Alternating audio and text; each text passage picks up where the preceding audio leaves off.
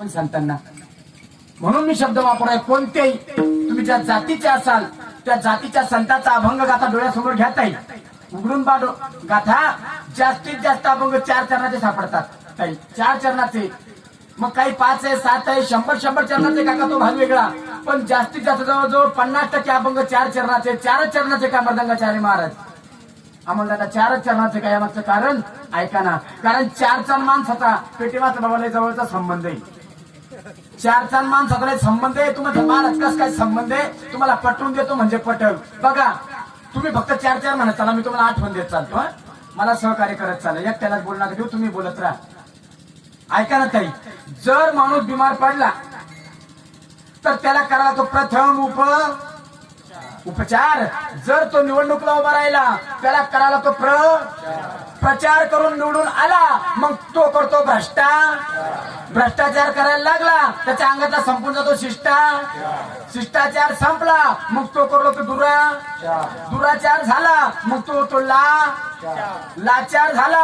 वरून त्याचे घोटाळे ओपन होत्या त्याला आर्थिक वॉरंट येतो मग त्याला पोलीस धरायला येतात, त्याला धरून घेऊन जातात, त्याला सजा होते. औरंगाबादच्या कारागृहामध्ये जन्म त्याला कोंडलं जातं, ज्या खोलीत ठेवलं जातं त्या खोलीला भिंती 4 शेवटी मरतो ताई. मग त्याला माणसं उचलायला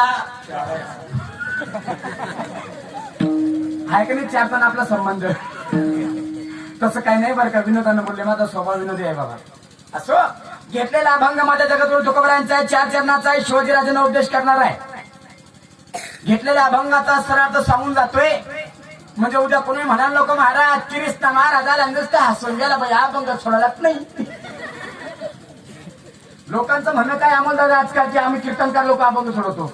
तुमचं काय मत आहे शिवाजी महाराज आपण अभंग सोडवतो? नाही ना बाबा, आम्ही अभंग सोडवत नाही. मग तुम्ही तर काय करतात? मग तुम्हाला पटवून देतो बाबा. आमच्या गावामध्ये आजपासून 49 वर्षापूर्वी ज्या कीर्तनीय पटलावरची नंबर 1चं व्यक्तिमत्व ज्यांचं नाव सदानंद गुरुजी आळंदीकर आमच्या गावात आले होते बाबा. 49 वर्षापूर्वी आमच्या गावात त्यांनी सप्ताह सुरू झाला. आता पुढचे येणार 50वे वर्ष आहे.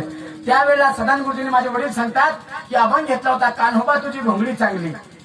या एका चरणावर गुरुजी 7 दिवस कीर्तन केलं आम्हाला दादा, तरी चरणाचा अर्थ संपला नाही. बघा सदानंद गुरुजी सारखे महात्मे 7 दिवस बोलतात चंद्रहार दादा, तरी चरणाचा एका चरणाचा अर्थ संपत नाही. मागच्या वर्षी गाथामूर्ती रामभाऊ महाराज राऊत आमच्या गावात आले होते. त्यांनी अभंग घेतला होता आम्हा गरिबांत शब्दाची चरत नाही. शब्द एका शब्दावर काका त्यांनी 2 तास बोलले तर त्या शब्दाचा अर्थ संपला नाही. मग मला सांगा ना, गुरुजी एका चरणावर 7 दिवस बोलतात तरी अर्थ संपत नाही. रामभाऊ महाराज राऊत एका शब्दावर 2 तास बोलतात तरी अर्थ संपत नाही. माझ्यासारख्या नालायकानं एका तासामध्ये 4 चरणावर बोलावं त्याच्यापेक्षा मोठा आहे बाबा.